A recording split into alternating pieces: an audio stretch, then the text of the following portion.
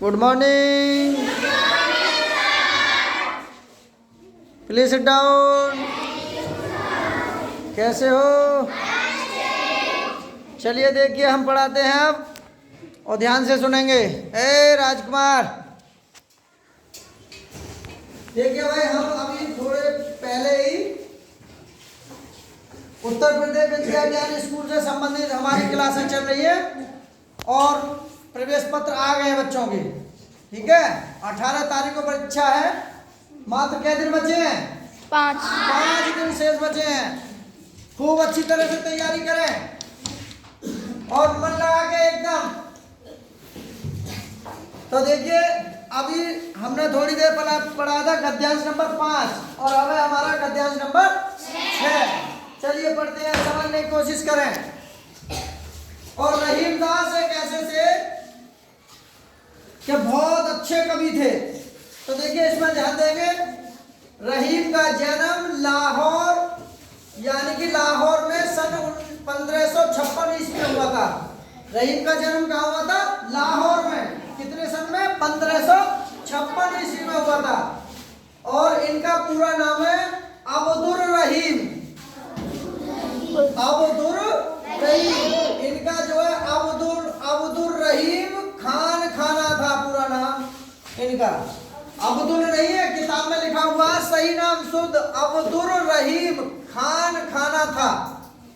और रहीम अरबी, फारसी, संस्कृत और हिंदी के अच्छे जानकार थे। कैसे जानकार थे? अच्छे। तो सुन रहे हैं ध्यान से। इनकी जो नीति थी, इनकी नीति परक उक्तियां पर संस्कृत कवियों की स्पष्ट छाप परिलक्षित होती है। अकबर के दरबार में, कौन के दरबार में? अकबर के दरबार में हिंदी कवियों में, अकबर के दरबार में और हिंदी के कवियों में इनका महत्वपूर्ण स्थान था। किसका महत्वपूर्ण स्थान था? रहीम का। किसका था? रहीम का। अब फिर कहते हैं रहीम अकबर के नवरत्नों में से एक थे। रहीम जो थे अकबर के नवरत्नों में से कितने थे? एक थे। रहीम बहुत लोकप्रिय कवि थे। रहीम क्या थे? बहुत लोकप्रिय कवि थे। इनके दोहे सर्वसाधारण यानी कि बहुत सिंपल थे, सर्वसाधारण को आसानी से याद हो जाते थे। रहीमदास जी के ऐसे दोहे हैं कि आसानी से याद हो जाते थे। और आपने सुना भी होगा, ए लड़की, तुमने सुना भी होगा गांव में कहीं कहीं मंदिरों में वैसे चलते हैं रहीम के दोहे, कबीरदास जी के दोहे हैं। तो रहीम के दोहे बहुत है, कबीरदास जी के दोहे हैं। तो एक ऐसे भी है कि माटी कहत कुम्हार से क्यों तू रोने मोर, एक दिन ऐसा आएगा मैं रो दूंगी तोरे। जो कुम्हार होता है ना, माटी को उस पर रख करके क्या घुमाता है? घूमते रोता है। तो माटी कहत कुम्हार से क्यों तू रोने मोर, एक दिन ऐसा आएगा मैं रो दूंगी तोरे। और रहीमन धागा प्रेम का मत तोड़ो चटका, जुड़े से फिर ना जुड़े, जुड़े गांठ पड़ जाए। रहीमन जी कहते हैं कि रहीमन धागा प्रेम का मत तोड़ो चटका, और जब टूट जाए ना तो उसमें क्या पड़ जाती है? गांठ। तो रहीमदास जी कह रहे हैं, आगे देखिए, कह रहे हैं कि इनके सर्वसाधारण के आसानी से याद हो जाते हैं। इनकी नीति दोहे ज्यादा प्रचलित है। इनकी नीति, रहीम की नीति और रहीम के दोहे बहुत प्रचलित हैं, जिनमें दैनिक जीवन के दृष्टांत देकर कवि ने उन्हें सहज, सरल और बोधगम्य बना दिया। जो रहीम के जो दोहे है ना, दैनिक जीवन में काम आने वाली बातें बहुत बताई हैं और जो हमारे जीवन को सहज बना देती है, सरल बना देती है और आसान बना देती है। रहीम को अवधी और ब्रज दोनों भाषाओं पर समान अधिकार था। रहीमदास जी को एक तो ब्रज भाषा और एक अवधी भाषा, दोनों भाषाओं पर क्या था? समान अधिकार था। रहीम की प्रमुख कृतियां हैं, कृतियां कहते हैं रचनाएं हैं, कौन कौन सी है? रहीम सतसई, रहीम सतसई पहली रचना, दूसरी है श्रृंगार सतसई, श्रृंगार सतसई, तीसरी है मद नाष्टक, मद नाष्टक, तीसरी है, अगली है रास पंचाध्यायी, रास पंचाध्यायी, अगला है रहीम रत्नावली, रहीम, अगला है बरवे भाषिक भेद वर्णन से, यही सभी कृतियां रहीम ग्रंथावली में समाहित हैं। कौन सी में? रहीम ग्रंथावली एक किताब है, उसमें ये सब शामिल है, किताब है। जैसे कबीरदास जी किताब है, ऐसी रहीमदास जी की एक किताब है, उसमें सब ये समाहित है। तो पहला क्वेश्चन है कि रहीम का जन्म कहाँ हुआ था? नंबर 1 कराची में हुआ था, नंबर 2 लाहौर में हुआ था, नंबर 3 अमृतसर में हुआ था, नंबर 4 सिंध में हुआ था। जिसको पता है हाथ खड़े करें। अरे बहुत, अरे बाप रे बाप। तो कवि रहीमदास जी का जन्म कहाँ हुआ? जिसको पता है हाथ खड़े करें। पूछना है किसी से? हम ऐसे बच्चे से पूछेंगे जो बिल्कुल कमजोर होगा, अगर वो बता देगा तो समझ लो हमारी क्लास में आनंद आ रहा है। तो सबसे कमजोर है राजकुमार खड़ा जाए, कहाँ हुआ था? शाबाश, अच्छा बैठ जाइए, प्लीज सिट डाउन। ये जो है अभी देखते हैं। अच्छा, लाहौर कहाँ पड़ता है? जिसको पता हाथ खड़े करें।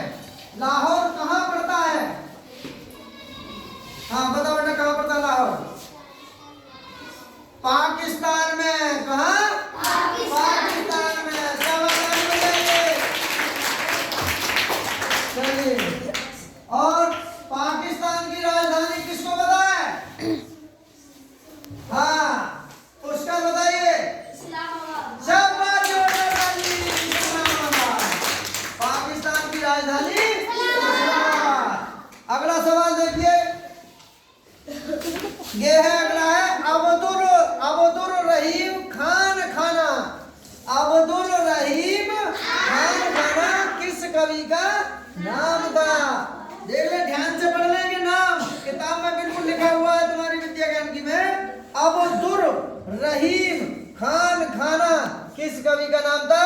नंबर 1 पे है रस खान, नंबर 2 पे रहीम, नंबर 3 पे कवि, नंबर 4 पे मलिक मोहम्मद जायसी। किस किस को पता है? खड़े करें। अरे झटका मार दिया रे बाप रे। हाँ भाई, तू बता रे। हटना भाई, कहाँ कौन सा सवाल था? रहीम। जोरदार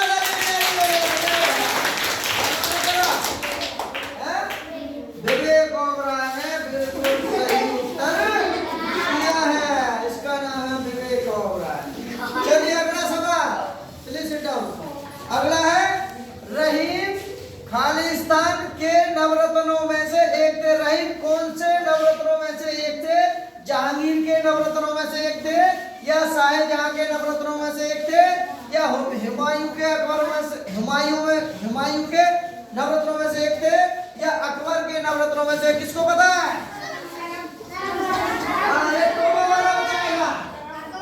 वेरी गुड, बहुत अच्छे।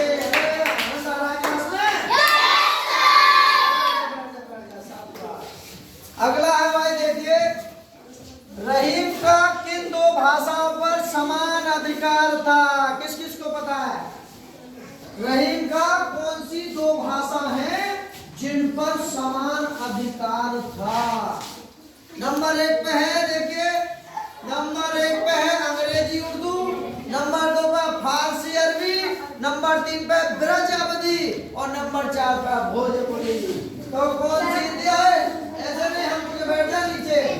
हाँ बता रे, तू बता देवानंद। शाबाश, तो कौन सी भाषा थी? ब्रज और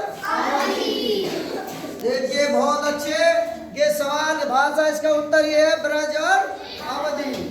अगला सवाल है लास्ट, निम्न में से कौन सी कृति रहीम की नहीं है? तो देखिए कृति की रहीम हमारी रहीम सरसई, श्रृंगार सरसई, मदनाष्टक, रास पंचाध्यायी, रहीम रत्नावली, बरवे। इनमें से देखो कौन सी नहीं है पूछ रहा है। क्या कह रहा है? कौन सी नहीं है? मदनाष्टक ये तो है, श्रृंगार सरसई ये भी है, बरवे भी है। कौन सा नहीं है? सूर सूरावली। सूर सूरावली नहीं है। कौन सी नहीं है? सूर सूरावली। बोलो भारत माता की। आनंद आया? अच्छा देखता हूं किस किस को पता है। तो देखिए जिस जिसको पता है हाथ खड़े करें। अब मैं पूछ रहा हूं एक क्वेश्चन, देखता हूं हमारे जो रहीम का किन दो भाषाओं पर समान अधिकार था? किस किस को पता है? हाथ खड़े कर लें। कौन सी दो भाषा थी जिन पर रहीम जी का समान अधिकार था? दो भाषा थी, ठीक है। क्वेश्चन नंबर था हमारा, यानी कि चौथा था रहीम का किन दो भाषाओं पर समान अधिकार था। तो जिसको पता है हाथ खड़े करेंगे। शाबाश। अंजलि बता चल।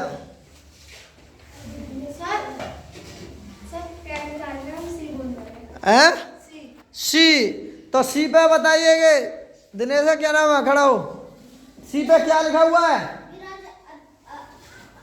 ब्रज और अवधि। शाबाश, ताली बजाइए।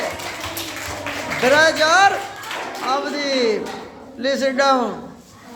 अब देखिए ये बताएगा क्वेश्चन नंबर 5 में लिखा हुआ है कौन सी कृति रहीम की नहीं है? कौन सी नहीं है? सूर सूरावली। शाबाश, ताली बजाइए। तो देखिए आनंद आ रहा सबको? तो देखिए 18 तारीख को आपका एग्जाम लगा हुआ है।